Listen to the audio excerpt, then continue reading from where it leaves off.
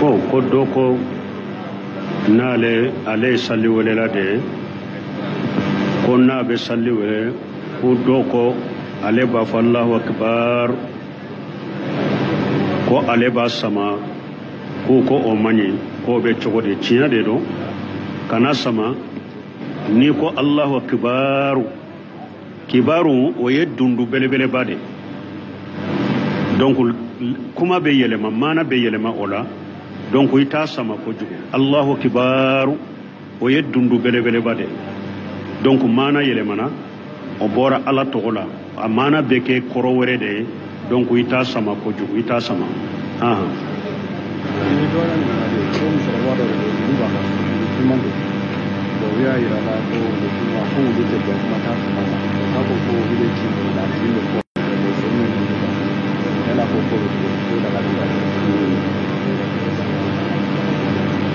bon ko muso koroba do ko ako ulu bale bolo aba mara ko ulu fima de do ko ale ka sobe ko fede able be uru mara o de kama ko do ko ulu fima mani ko obe chogodi cide sallallahu alaihi wasallam akom mo ni be salila ni ye sutura ki yerela ni muso baligu temena ini ka sutura che ube fali temena ini ka sutura che ube wulufi mas temena ini ka sutura che ko ka salli tiana ko cide ma munna eye wulufi ma kere kere ya ka bo ulu to chela ko ni o temena ini ka sutura te ka salli be tiana ka ulu to towe ciren kwal kalibul aswadu shaitan ako ulufima ye shaitane de ulufima ko shaitane do wala ni ka sobe kofe i hatargilem bala ka ulu mara ulu faso were mara minte fima ye o de kani ulu faso were mara minte fima ye ciren kwal kalibul aswadu shaitan ako ulufima ye shaitane de ko harin na temena ini ka sutura ce ni be salli la salli ciyana iba ta kura de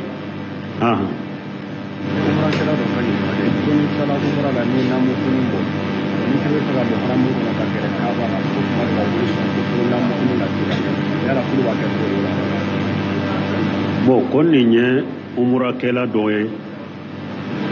kwa konni tara alumura la ika alumura tawafu ni yo ke ini namu finu ni kal murad dafara ni nami funu bo ni lara finu buila uteso ikata wafuke ube kajigi alikaba koron ko ola do har note almurala ube namu finu betan namu finu do puro ka she alikaba ma ka she alikaba korlama har note e wa tawafuke obe chogodi ande lakan nin jabi nin tebbe ni tarayi ka almura tawafuke kaba o wasara haramu kono na isallira yoro baraji min fora haramu sallira idonna haramu misirin kono isallira yoro ibo baraji so saudiya fana masake fule kam min kenninye foite ni minye nimbato kowde a foite ni masake ba kenu yere doni ke baga bawde be ube aw ni doni ce ube ni limaniya ce ube anni alanya seranya ce ube ciden ka hadisaw kalama katemanka ube tugu ciden ka hadisaw ko katemanka ube o doni ke baga de sigi ko ka hakilina nyini ni doni ke baga ye dalila lajje qur'ana ni hadisani sunna ani salafu tabolo lade nu ya do komi silame sare ye sira dama adagalendo akake uba sabe kanyamariya di fama ma fama ubake donc cogo ya min fulen ni haramula akera silamiya maslaha de kama akera silamaw yere kan maslaha de kama alimura la sisa janko arajawa in konona la ube sungalo mugani ewa wolon fulana jama be chaya almura la likaba koro tawafula fo do yere be ewa namu fini ewa sama ka fili kabo yere la degum bolo ka boli kabo sauda re katuka jamana la tellement ki degum mimbe tawafula degum mimbe ni jama be chaya faamaw y'o de lajɛ olu fana mɔgɔ bɛ don Maka territoire kan i b'a fɛ de i hakili sigilen ka don i hakili sigilen ka bɔ i lafiyalen ka dɔn i lafiyalen ka bɔ i lafiyalen ka kɛ a kɔnɔ donc o de y'a to i nana ni nin siraw ye nin tɛ komi ko silamɛya juguya nin tɛ komi ye silamɛya kɔrɔ nin tɛ komi ye silamɛw kɔrɔ u ye nin kɛ silamɛya masalaha de kama ani silamɛw masala de kama a tɛ daga mɔgɔ ka janfɛn kɛ olu la baraji sɔrɔ sira bɛ bato sɔrɔ sira caman bɛ min tɛ diyagoya ne ka don alikaba kɔrɔ u bɛ wagati bɛ n ka tawafu kɛ nafila saliw bɛ kuranakalaw bɛ jikiriw bɛ ala ko sumaw bɛ olu kɛ haramu kɔnɔ mais min ye nin cogoya tɛ daga ye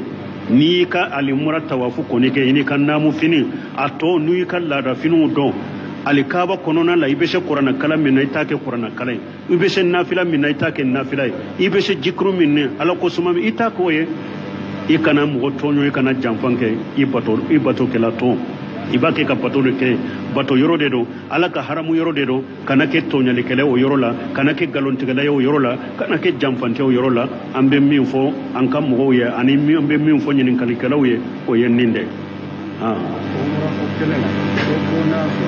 a bɛ mankan kɛ dɔɔni ye quoi baro ka ca misiri kɔnɔ a b'a hakɛ to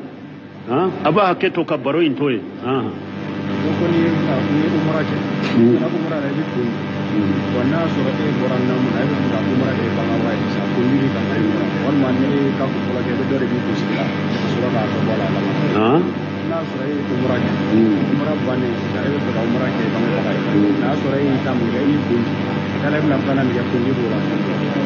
bon ko ni e ye umura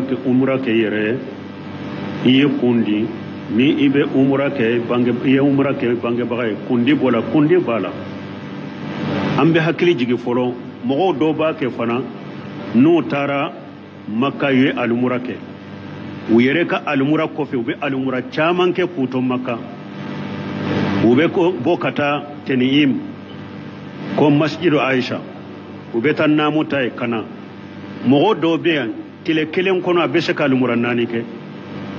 ka taa kana ninnu tɛ sunna kɔnɔ khilafu sunna ciden n'a ka sɛbaw taara a ka hiju laban i ni alimura min donna Maka o alimura in kɔfɛ mɔgɔ si ma a ma sabati ko sɛba siɲɛ i ye alimura wɛrɛ kɛ fo ka t'u bɔ u ma alimura wɛrɛ kɛ ni ka i ye ka alimura min kɛ i b'i ta kɛ an y'a fɔ cogo min i b'i ta kɛ nafila saliw de haramu la ani kuranakalaw ani jikiriw mais alimura caman min filɛ n'o b'a kɛ don kelen kɛnɛ alimura kelen u bɛ taama kelen kɔnɔ alimura ta sunna tɛ ciden n'a ka sɛbaw m'a kɛ o dɔnni kama ko baasi t'a la n'i ye alimura k'i yɛrɛ ye alimura wɛrɛ min i b'a kɛ k'a kɛ i t'a kɛ k'a k'i yɛrɛ ye i b'a kɛ mɔgɔ wɛrɛ de ye baasi t'o la mais n'i ye alimura k'i yɛrɛ ye n'i hakili b'a la i bɛ alimura kɛ mɔgɔ wɛrɛ ye i bɛ kun kɔfɛ de kana di pour n'i ye alimura kɛ mɔgɔ wɛrɛ ye kunsigi dɔ na to ye i n'a di o la o sinon alimura fila in bɛɛ i ye alimura min k'i yɛrɛ ye i bɛ kun kɔfɛ de i b'a di n'i ye alimura wɛrɛ min kɛ mɔgɔ wɛrɛ fana fo i k'i kun di de k'a kɔfɛ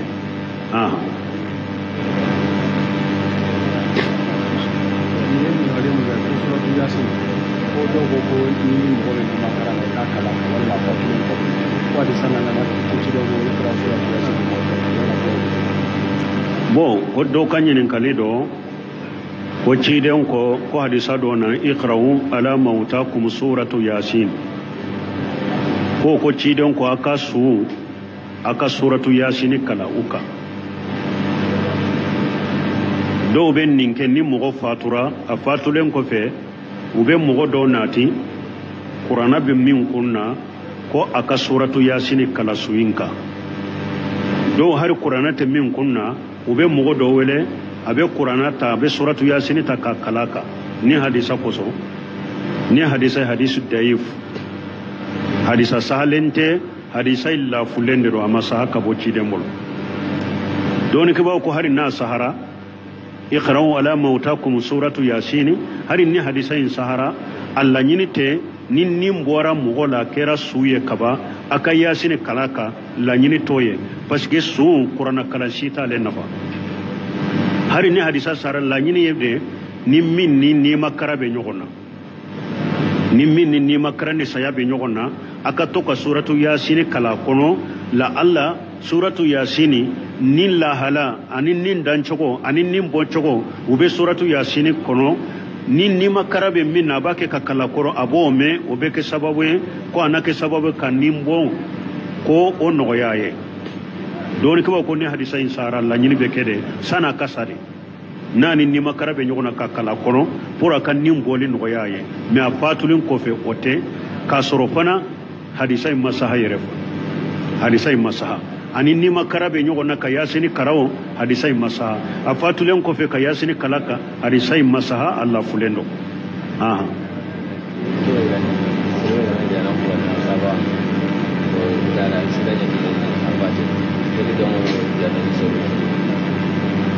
bo koni mogo min beta qur'ana musabaqa la aye accident ke sirala afatura abeke sedu suyewa ni mogo saraf accident de la niye silama de abeta musabaqa la iteta musabaqa yo iye sedu sude ciden ko ale ka sedu silewa manton ka sedu su akoni kogo binam min ka niye silama e sedu suye itora jila iye sedu suye tasuma yi jani iye sedu suye itora accident de la iye sedu sude ni kono dimi de mogo min bina itora kono dimi de la iye sedu suye tinye muso mina tora tinna sedu sudo ni ye koni ye silama de ni saya sugu yi soro iye sedu sude hari ni te musabaqa sirala bon min ye musabaqa sira ye o ya damana koye parce que musabaqa munu fulen ni nye mogo ko jantu yere la innamal a'malu binniyati wa innamal likulli imri ma nawa ni mogo min donna ni musabaqa wula e kala nyini yede kado min be soro musabaqa la biye munun be soro mobili munun be soro tere munun be soro ube moto munun dime ibe nafolo munun dime musabaqa la ni e kala nyini ye nunun de musabaqa la e ka musabaqa ibe qur'ana kala ke baraji siti ala fe parce que mi take ala kama iya ke jinya de kama iya ke jinya nafa de kama baraji siti la gara ciren ko man ta'allama ilima mimma yubtagha bihi wajhullah la yata'allamuhu illa liyusiba bi arda min ad-dunya lam yajid arafa li jannati yawm al-qiyamah yanni riha ciren ko ni mo min yanni doni nyini doni min na be nyini ni ala de me eye doni nyini puri ka jiyan nafa do de soro naye akwari janna kasal lagara yawm al-qiyamah do ete ar janna kasa soro innun kono janko kado donc nin doni munun fulen ni nye o ka nyini ni ala de o ka nyini ni lagara sarade o kana nyini ni jiyaye o kana nyini ni jiyan nafa ye ni mo donna musabaqa nununa jiyan nafa nunun de kama jiyan tere nunun de kama nafolo nunun de kama baraji site e lagara sara site e ala fe ni munu soro jiyan kono yuka saray ni ma fen soro jiyan yere kono fana i perdi la jiyan perdi la lagara ala kan kisoma donc musabaqa tali ninde mais ni mo min tara musabaqa la tato ale kan ngania yede ni ma do musabaqa do jiyan nafa nunun kama de kado munun beddi ewa mobili munun beddi dutere munun beddi moto munun beddi jiyan nafa munun beddama ne ma do musabaqa la o kama de ne donna musabaqa la de nka se ka qur'ana do anyema nka so ko hadisa do anyema nka se ka dina ka sariya do anyema mbesa ginyere na fa chogomi kinyere bo dibila chogomi kasilama manton bo dibila chogomi ku bo filila chogomi nebe do musabaqa la nunun de la pour nka palasu soro ka diplôme soro nka se ka bila parasula kasilama na fa kasilamiya na fa ni mo min do na musabaqa la nin ninga nyawde e ka musabaqa baraji biye alafe ikalla nyini kanyi baraji biye alafe mais ni don nani ko were de foitiye alafe ambe min fo musabaqa ko la wayinde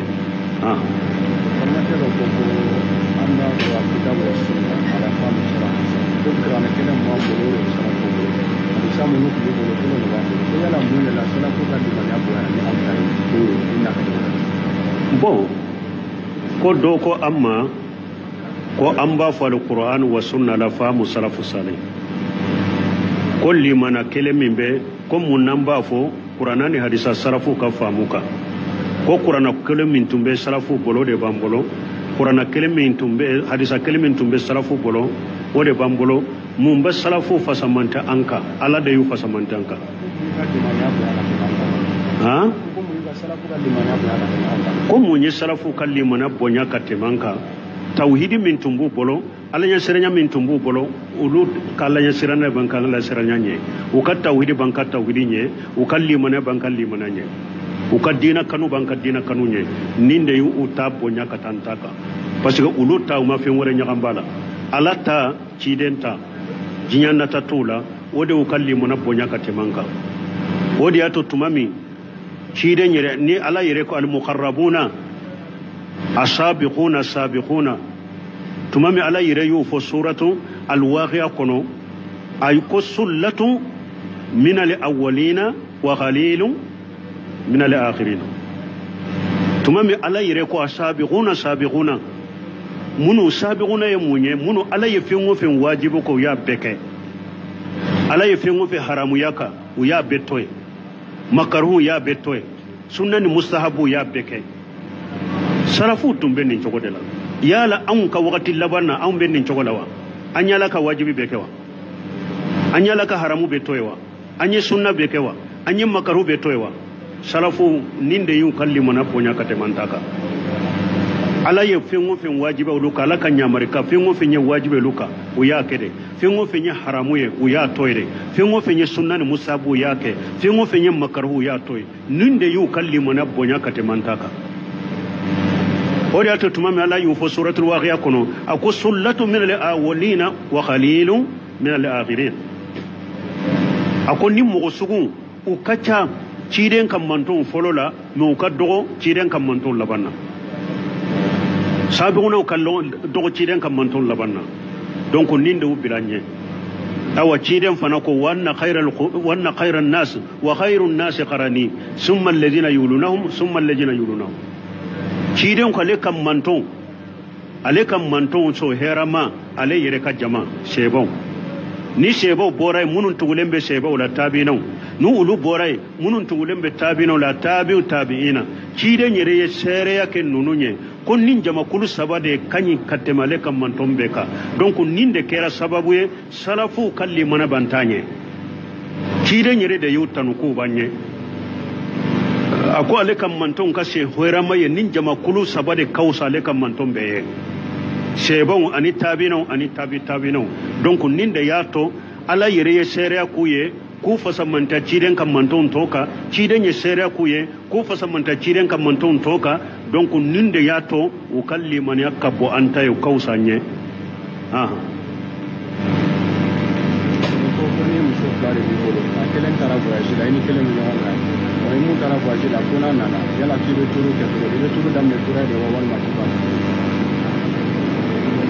bo koni muso fula be e bolo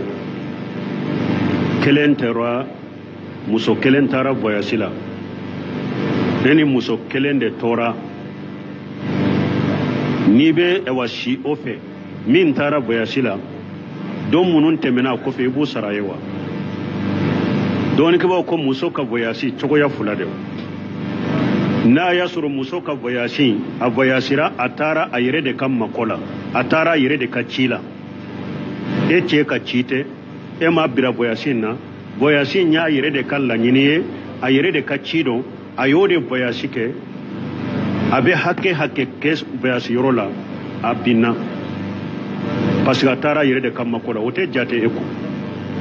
ulu be bide ote jate eko harina nana aye hakke ko basiru la saralite parce que tamana yire de kam makola minna ya suru eche de yamusochi atara ede ya kasababu la tara boyasila ede ya chi atara ede kachila boyasila abedon hakke ke boyasiru la nibo oshi ato nyogon fe na amaje amayafa asarabi kade parce que atara ede kachila ayedo hakke mununke utebi na ibu saraye de fonna yire jera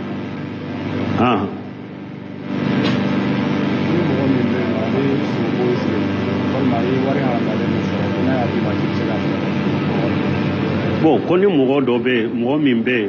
na ye sobie jwe ube wole haramale oba bola ya di ema abe daga ika minaba ibnu shemina rahimahullah anyin karanina ako wori haramu yare ako haramu ye chogo ya fulade fendo be ale jati de haramu ye min yere jati de haramu ye o haramu yara tigi bolo na dira minna a haramu yara ikamina misali la dolo jati de haramu ye dolo be min bolo haramu yara ale ka dolo yimmi na ye dolo indi ema a haramu yara ikamina wali saga sunyale e ba do ko ni wali saga da be karasa bolo saga nyere jati de haramu ye sisa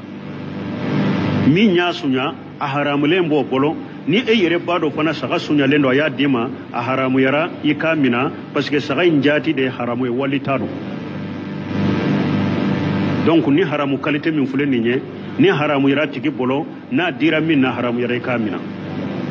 haramu chogo ya fulana bara chogo ye nafolo mi haramu nafolo njati te haramu yere me bara chogo de ya a haramu misali la yiriba nafolo bara chogo de ya haramu ya ube sobo so nafolo de bi bolo nafolo ye bara chogo de ya haramu ya woni nafolo haramu yara tigima miniyata kadim nimma ama haramu yara o tigi ko mina me abese ka to yere korosi kama me ama haramu yara kamina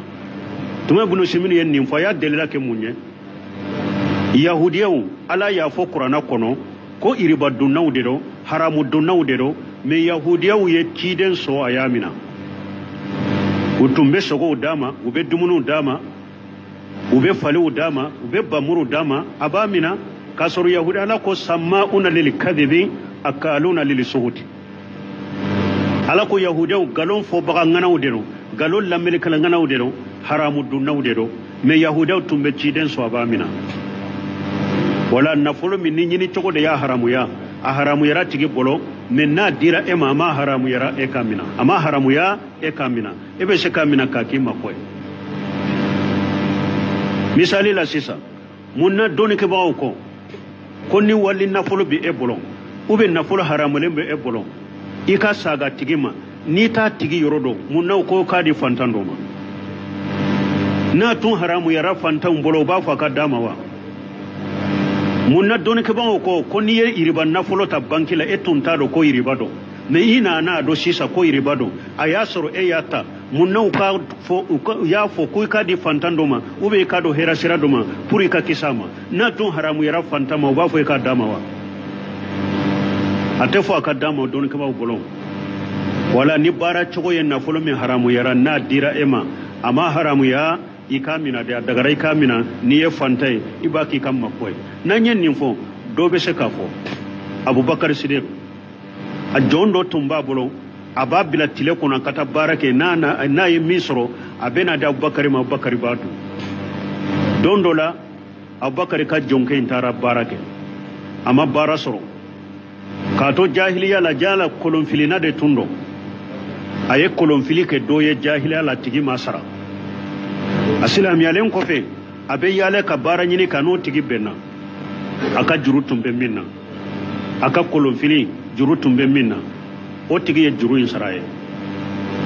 ani wona na ya da abubakar ma ama nyafo abubakar fana ma nyininka abubakar ya to ako abubakar ma eye min dusi sai ba do abubakar ko mundo ceyin ko kinto jahiliya la ntumbe kolonfili de ke ntunte se fana de membe kolonfili ke moyete nye kolonfili ke do de ye amin sara nga juru torala bi no de benna ayin ka saradi no de nana ifule ko de do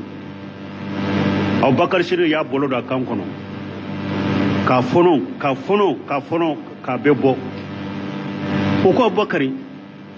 ibi ka kono na fembe bo ninde kama ye min dote ako ninni mabo fon nugo dewnde ka bo anofe bin nugo dewn bo anofe parce que ne ya me chidema ako sogobu na falela haramu de la tasuma de kakano janine wala te tonne kono o de ato nya fono ni do yen nin famba fo abubakar yen nin ke yere kolosi de kama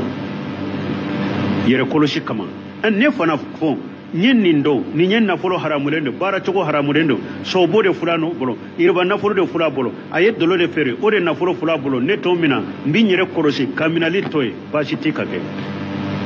ode kanyi ibese kamina nitoy ode kanyi basitika ne ni haju tigi minyamina fento fanala fo mogo ko famu fento fanala ube ni mogo minya toy karasaka haramu nafolo min fulene nye amina li dagara ne yede